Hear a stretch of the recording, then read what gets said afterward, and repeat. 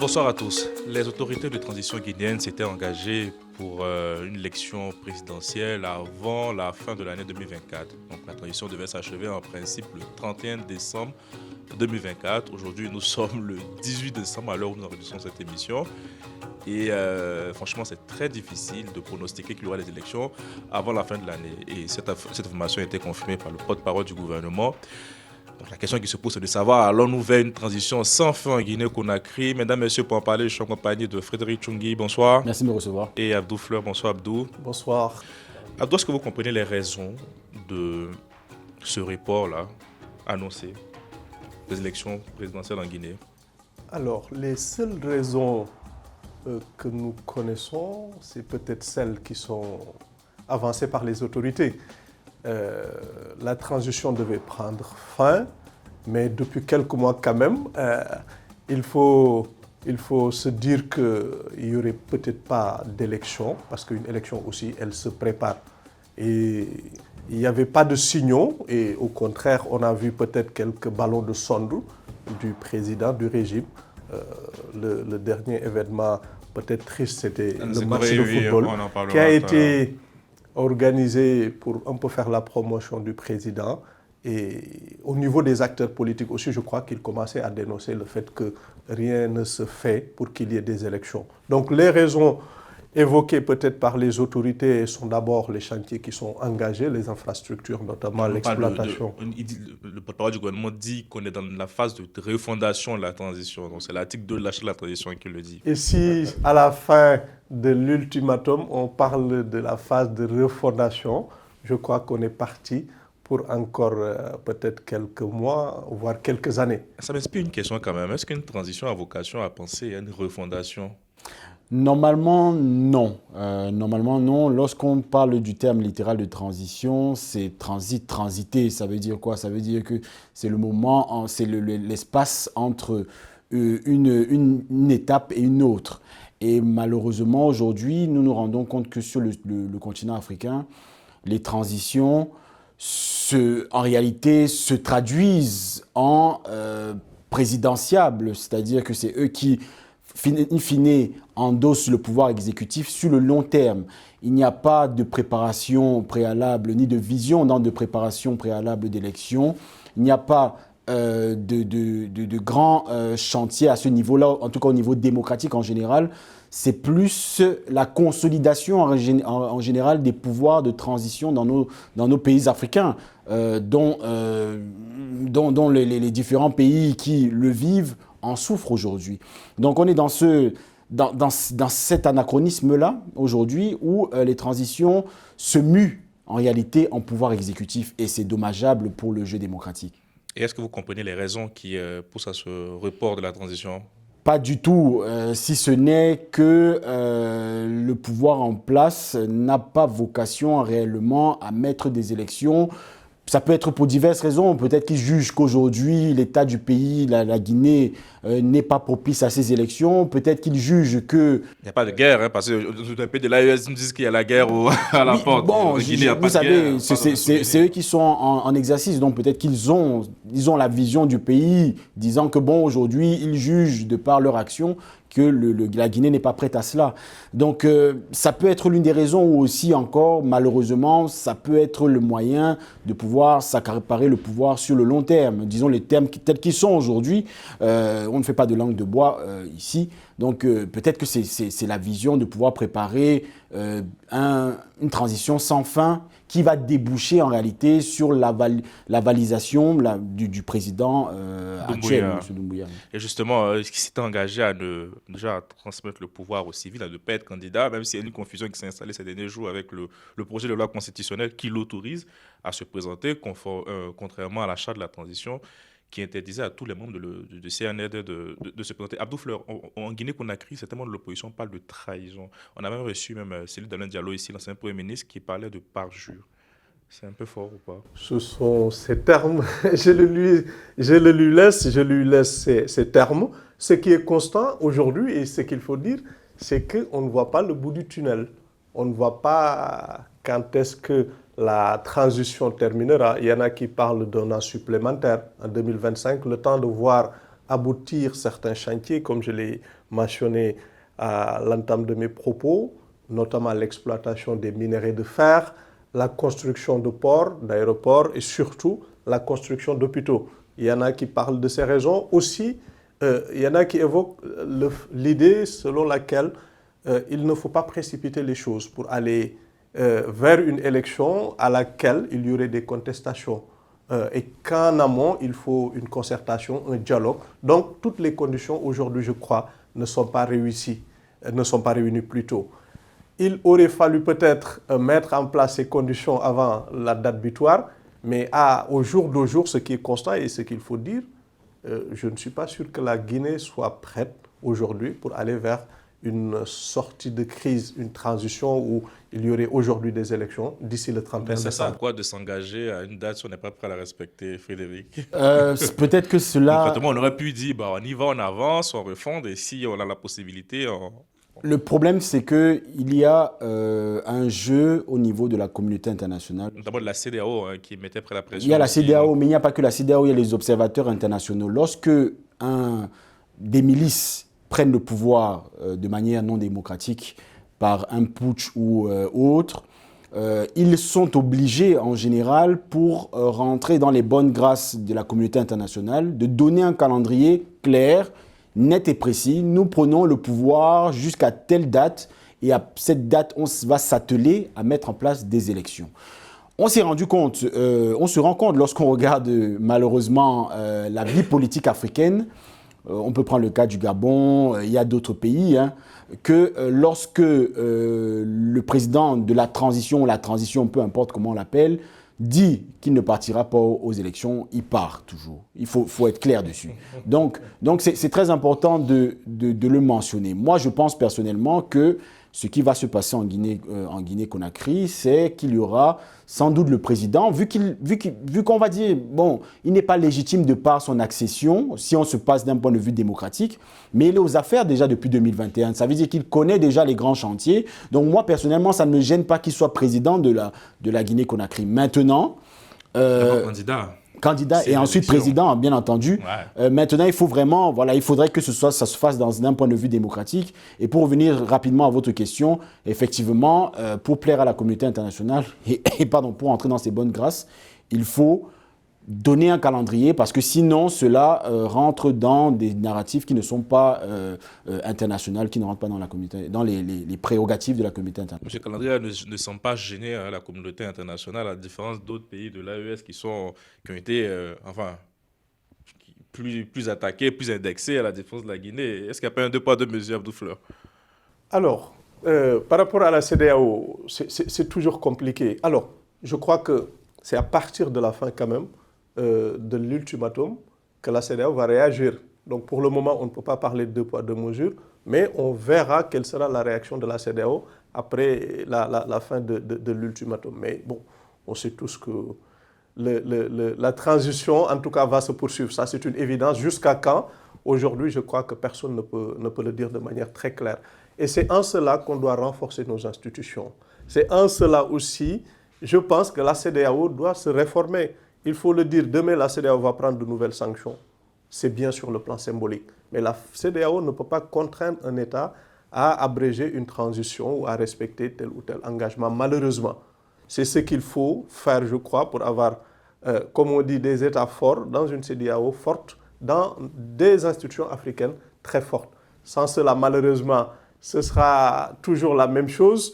Et moi, si ma mémoire est bonne, je n'ai pas le souvenir d'une transition, en tout cas d'un pouvoir qui est arrivé, qui a fixé la durée de la transition et qui l'est respecté. Je n'ai pas ce souvenir. Juste pour rebondir sur votre question que j'ai trouvé vraiment très très intéressante et pertinente. Le deux poids, deux mesures, Abdou n'a pas répondu, il a esquivé la question. Je reviens sur lui. Non, je dis que c'est à partir de la fin de l'ultimatum. Il y avait d'autres qui ont eu la pression quand même.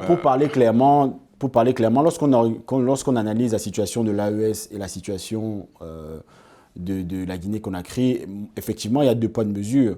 Pourquoi? Parce qu'on se rend compte que l'AES, les pays de l'AES, dès l'accession, je veux prendre le cas du Niger, dès l'accession, il y a eu un total rejet du nouveau gouvernement. Il y a eu une sommation de mettre en place directement des élections par la CEDEAO et aussi par la communauté internationale. On se rend compte qu'en Guinée, il y a plus de flexibilité. Maintenant, les raisons personnelles, pourquoi c'est comme ça, je pense qu'elles sont c'est un peu compliqué à définir. Et pardon, Frédéric, moi je veux juste ajouter que même la Guinée a été réintroduite au sein de l'OIF. En plus, donc en fait, il y a ce deux poids, deux mesures, peut-être par rapport à l'approche dans laquelle l'AES a été implémentée et l'approche de la Guinée, qui sont deux approches qui semblent être différentes, en tout cas au niveau de la communauté internationale. La Guinée reste sur la CEDEAO. Voilà. Donc c'est important de mentionner cela et de dire effectivement, il y a deux poids, deux mesures dans la gestion, en tout cas, des deux dossiers guinéens et de l'AES. Ah, ça sent le roussi, comme on dit dans le jargon. À ce niveau aussi, il faut mentionner quand même une chose, que la Guinée a été, je crois, beaucoup plus ouverte au dialogue par rapport aux autres pays. Je crois que ça peut aussi être déterminant, que ce soit au niveau de la CEDEAO, mais aussi pour les autres pays, hein. Je crois que ce soit africains ou occidentaux, européens. À ce niveau, d'ailleurs, à un moment, ils ont invité la CEDEAO à intégrer... Je trouve ça particulier parce que dans un précédent débat que j'ai fait avec vous, vous disiez que le coup d'État était répréhensible. Maintenant, vous parlez plutôt... J'ai expliqué. Non, je suis constant sur un principe.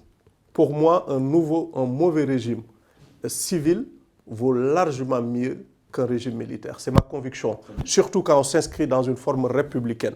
Quand on décide d'être une monarchie, il n'y a aucun problème. Il y a des monarchies où tout se passe super bien. Quand on veut être une dictature, c'est le choix du peuple. À ce niveau, le peuple est souverain. Du moment où le peuple se satisfait de la forme républicaine d'un régime, à ce niveau, il n'y a aucun problème. J'ai essayé d'expliquer le fait peut-être que l'OIF ait intégré la Guinée. Je disais, c'est peut-être parce que la Guinée a été moins fermée par rapport au dialogue, à la discussion. Il faut le rappeler, la CEDEAO a tout tenté, a tout fait pour faire ramener ces trois pays, le Mali, le Niger et le Burkina, à la maison. Mais ils ont été beaucoup plus stricts, beaucoup plus fermés, même radicaux, je dis. En revanche, moi, ça c'est une conviction, c'est un principe, je ne cautionne pas les coups d'État militaires. C'est ma conviction. Il y en a qui ont réussi, ils sont peu. Ils sont peu, pas du tout, pas du tout. Il n'y a pas de coup d'État militaire. Non, j'expliquais juste le fait que quand on ouvre, d'ailleurs, quand on décide de respecter une transition, pour les autres pays, je ne suis pas sûr que ça soit le cas. Ils n'ont pas dit qu'à partir de telle date... Si, il y avait des calendriers. Il y avait des calendriers bien clairs. Il n'a pas été respecté, mais il y a des calendriers. Quel est-il maintenant? Et à partir justement de la fin maintenant de l'ultimatum, on pourra honnêtement revenir ici et juger... le 31 décembre, c'est pas longtemps. Vous savez très bien en tant qu'observateur qu'une élection présidentielle, ça ne se fait pas en 15 jours. Une élection présidentielle, ça se prépare. Lorsque le processus est dans... Et surtout la volonté, Frédéric. Il y a ça s'appelle la CEI, donc la Commission électorale indépendante, qui va d'abord devoir se réformer. Quand je parle de se réformer, ça veut dire qu'elle va devoir faire son travail en réalité. C'est même pas se réformer. Ça dit préparer les listes électorales, savoir qui est candidat. Les candidats doivent s'inscrire. Ça se prépare au moins un an à l'avance. Donc aujourd'hui, on va arriver le 31 décembre 2024 et les élections ne seront pas toujours mises en place. Le problème n'est pas de taper ou non sur la Guinée, ce n'est pas le but du débat, on est juste dans de l'analyse. Et on se rend compte, malheureusement, qu'il n'y a pas de volonté. Et malheureusement, on est toujours dans ce narratif-là avec les puissances de transition en Afrique, c'est qu'elles ne respectent jamais, que ce soit l'AES, que ce soit la Guinée, peu importe. Elles ne respectent jamais, ou bien d'autres... ça s'appelle le Gabon ou autre, elle ne respecte jamais le Gabon est une vraie démarche, le calendrier, effectivement, mais elle ne respecte jamais en général le calendrier qu'elles se sont imposés. Pourquoi? Parce qu'elles se voient déjà dans la présidence. Il faut dire les thèmes tels qu'ils sont aujourd'hui pour que nos téléspectateurs comprennent. Donc, nous sommes dans ce narratif-là. On se pose des questions. Est-ce qu'ils vont respecter? On est à peu près tous d'accord ici que non. Donc, quelle est aujourd'hui la légitimité de ces gouvernements-là, lorsqu'ils viennent au pouvoir? Est-ce qu'ils respectent réellement le peuple? Est-ce que ce ne sont pas plutôt des intérêts propres? On peut se poser la question ici. Et le paradoxe est que, pour la plupart des régimes qui arrivent au pouvoir, c'est sous le sceau de l'injustice. En tout cas, ils combattent l'injustice. Ils combattent En le tout cas, fait que... en Guinée, il y a certains suite au troisième mandat contesté. Exactement. Aussi, à ce niveau aussi, bon... avalisé par ses compères de la CEDEAO. Moi, à ce niveau, je crois que le premier combat qu'il faut mener, on en a discuté tout à l'heure en off, il y a des présidents qui sont là depuis 40 ans, 50 ans. Et moi, tout ce qui me dérange dans ça, le fait qu'ils disent qu'ils soient des démocraties, qu'ils aient adopté une forme républicaine. S'ils décident d'être des monarchies, à ce niveau, il n'y a aucun problème. Mais on ne peut pas se dire être démocrate et qu'il n'y ait pas de renouvellement des idées, des hommes. Et c'est à ce niveau que je suis d'accord avec tout ce que tu as dit par rapport à ça. Quand on vient au pouvoir pour combattre une certaine forme d'injustice ou pour renforcer la démocratie, je crois qu'il faut tenir ses engagements. Et donc, il n'y a pas les bons, il n'y a pas les mauvais putsch, on est d'accord? Pour moi, il n'y a pas de putsch. Non, les putsch ne sont pas des bonnes choses, ça c'est sûr et certain. Pourquoi? Parce qu'il y a des pertes en vies humaines. Mais moi, je me mets à la place du citoyen qui est dans son pays, dont un président qui ne fait pas toute la Constitution. Et c'est à ces citoyens, justement, de descendre dans la rue. C'est aux citoyens de se battre, c'est aux citoyens de se soulever, comme c'est le cas dans certains pays africains, dans certains pays arabes. Pourquoi pas si certains pays ne le feraient pas? Pour moi, la solution n'est pas. Et souvent, je me dis même ça. Là, j'y pense, je me dis, mais souvent que les révolutions sont assez volées. Hein, parce que je pense un peu au printemps arabe qui a débouché. Pardon, mais on n'a pas les dirigeants les plus démocratiques non, pas au Maghreb. Hein. Pas du tout. Pas du tout. Mais juste pour faire un parallèle, je pense que le gros problème de l'Afrique en général, c'est l'application de la démocratie. Je m'explique. Nous voulons faire du copier-coller avec ce qui se fait en Occident. Alors que nous avons des sociétés qui sont totalement différentes. Nous avons une manière de penser le pouvoir qui est totalement différente. C'est le seul point commun qui peut nous réunir. Oui, mais est-ce que l'on souhaite réellement être réunis dans cette conjugaison-là? Nous pouvons avoir de la démocratie. Non, nous pouvons avoir des démocraties, mais qui sont pensées à l'africaine, avec le pouvoir africain. Vous savez, par exemple, lorsque vous regardez le pouvoir dans mon pays, le Cameroun, le pouvoir en général est détenu d'une certaine manière. C'est-à-dire qu'il est d'abord dans différents villages, dans un premier temps, et ensuite il est détenu parfois par les anciens. Je ne dis pas qu'il ne faut pas de renouvellement des classes politiques, c'est pas ce que je suis en train de dire. Ce que je dis simplement... C'est vous qui êtes jeune. Non. Ce que je dis simplement, c'est qu'il faut d'abord, dans un premier temps, repenser notre pouvoir africain. Dans un deuxième temps, il faut faire de l'éducation civique. Pourquoi? Parce qu'il faut former les jeunes, la jeunesse, à la vision politique d'un État, comment ça s'organise et ce que la démocratie, telle que nous souhaitons l'appliquer chez nous, doit être implémentée. Le problème, c'est quoi? C'est que lorsque nous n'appliquons pas la démocratie comme ici en Europe, nous voyons taper sur les doigts par la communauté internationale. Je ne sais pas si vous connaissez l'un des traités, je fais un parallèle, mais c'est lié en réalité. L'AGOA, qui est le traité que les Américains ont avec les pays africains. Et pour voilà, exactement. Mais cela rentre uniquement dans le cadre si vous avez une démocratie qui est vraiment tangible et si vous avez l'expression des libertés qui est la même qu'en Occident. Donc c'est pour ça peut-être qu'on a des problèmes au niveau démocratique dans nos États parce que on va revenir en Guinée. On fait du copier-coller. C'est un peu trop éloigné. Non, c'est lié. C'est lié en réalité. On revient en Guinée. On va parler du général désormais, Mamadi Doumbouya.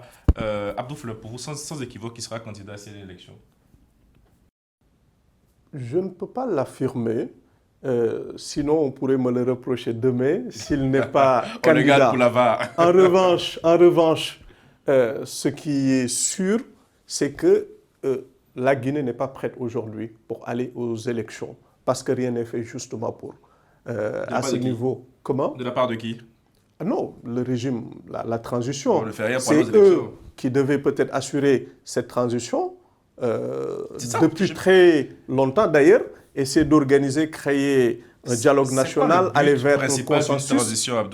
Le but d'une transition, c'est pour un temps déterminé, mettre peut-être le pays sur les rails en amorçant des réformes, mais pas sur le long terme. Sur le très court terme, tu peux fixer les grands principes du pays, de la République par exemple. Très souvent, on reproche à certains pays de s'éterniser certains présidents. C'était le cas de la Guinée, c'est le 3e mandat, je crois, qui a été à l'origine de ce coup d'État. Justement. Ce régime pouvait venir et se dire, donnez-moi 5 ans. Même s'il faut dire 10 ans. 10 ans, je quitte le pouvoir, je transforme le pays en profondeur. C'est 5 ans, il s'est donné, non? Au Burkina Faso. Capitaine Oui, Ibrahim oui, c'est 5 ans exactement. Oui. Il s'est d'abord donné 6 mois, après 2 ans, après 5 ans. À ce niveau, moi, ça ne me pose aucune difficulté. Du moment où le président vient, le président de la transition, j'ai besoin de 3 ans pour mettre mon pays sur les rails. Quand on vient, il y a C'est ça, aussi ce déjà discours une de vérité. administration. On se dit qu'il faut faire face à la corruption. En 3 ans, on ne peut pas amorcer de très grandes réformes, mais au moins fixer les grands principes, décliner les grandes orientations, vraiment mettre l'administration sur les rails et après laisser le pouvoir organiser une transition civile. Et quand on fixe certains principes, je crois que demain, même les futurs présidents civils n'oseront pas faire certaines tentations, comme un 3e mandat. Et j'aimerais qu'aussi on parle des incidents à Nzérékouré, si je prononce bien, miséricorde pour les Guinéens qui nous regardent, et aussi pensée pour les familles endeuillées. Est-ce que c'est dans le cadre des tournois organisés en soutien au président Doumbouya? Est-ce que ces incidents-là ont écorché un peu son image, Frédéric? Forcément, vous savez, lorsqu'il y a plus de 50 personnes disparues, c'est toujours regrettable, d'une part, de par le fait que est-ce que les stades étaient réellement homologués, est-ce qu'il a été révisé, est-ce que cela a permettait la sécurité en réalité de ces personnes-là qui venaient assister au stade, aux festivités au nom du président, forcément. Maintenant, ça peut arriver. Il y a dans d'autres pays, c'est déjà arrivé qu'il y ait ce type de malheureusement d'incident tragique. C'est le mot, d'incident tragique. Mais effectivement, ce n'est pas une bonne chose par rapport au fait que la Guinée soit en mesure d'organiser ce type d'événement avec une aussi grande affluence. Il est important, je pense que les autorités, et je pense qu'ils vont le faire bien entendu, se remettent en question par rapport à cela. Et lorsqu'il y aura d'autres festivités de ce type, ils puissent vraiment faire attention à ce que la sécurité soit respectée. Abdou. Ce qui est très dommage, souvent, comme on dit, vaut mieux être dans la transparence la plus absolue, d'être vraiment dans une dynamique de transition réelle, sincère. Parce que souvent, ce qui arrive, avant de revenir à votre question, un coup d'État appelle un autre coup d'État. Souvent, c'est un cercle vicieux. Et on ne sait pas quand est-ce qu'il faut sortir de ceci. Pour ce qui est du match, je crois que c'est des souteneurs du président qui voulaient faire des ballons de sonde à travers cet événement pour montrer que le président est populaire et qu'il est adoubé. Malheureusement, un accident peut toujours arriver. Le reste, je ne sais pas trop si toutes les conditions étaient remplies pour vraiment pouvoir organiser ce match. Mais ce qui est dommage, c'est qu'il y ait des pertes en vie humaine, vraiment pour un match de soutien. Bien, on va terminer avec cet appel des acteurs de la société civile qui souhaitent l'organisation d'un nouveau dialogue inclusif et sincère avec le président de la transition. C'est une porte de sortie pour 2025 vers des élections ou c'est un coup d'épée dans l'eau? Non, je pense que c'est très important de toujours avoir ce type de démarche, une démarche de conciliation, une démarche d'entente, une démarche de concertation entre les pouvoirs publics et la société civile. Pourquoi? Parce que ça permet aussi, dans un premier temps, de faire remonter les doléances du peuple vers les pouvoirs publics, mais aussi au pouvoir public de donner un cap aussi, c'est-à-dire de donner l'ouverture, certes, mais aussi un cap qu'ils souhaitent tenir pour pouvoir répondre en réalité aux obédiences du peuple. Donc, dans un premier temps, c'est cela. Dans un second temps, ces discussions vont permettre, je l'espère, de pouvoir instaurer très rapidement la fin de la transition et nous mener directement aux élections en 2025 et de pouvoir voir l'avènement sur le sol guinéen depuis 2021 d'élections démocratiques qui vont permettre à chacun de pouvoir exprimer sa vision du pays. Abdou Fleur, vous le médiateur. Il faut, c'est indispensable même qu'il y ait un dialogue. Il faut surtout impliquer la société civile. Très souvent, on dit que la classe politique ne représente pas 1-2%, mais qui polarise le débat public, qui quasiment décide sur tout. Or, quand on parle de société civile, c'est vraiment au sens large du terme et dans tous les domaines, tous les secteurs. Donc, il est inévitable, je crois, pour une sortie de crise, pour aller vers des élections, je ne dirais pas sans contestation, mais en tout cas avec une participation la plus large possible, une élection la plus inclusive possible, il faut naturellement ce dialogue, cette concertation qui peut-être permettra d'aller vers de très grands consensus et sortir la Guinée de cette impasse. Merci à tous les deux, merci pour vos analyses. En Guinée-Conakry, allons-nous vers une transition sans fin? On continue le débat chez vous. Bonne soirée et à demain.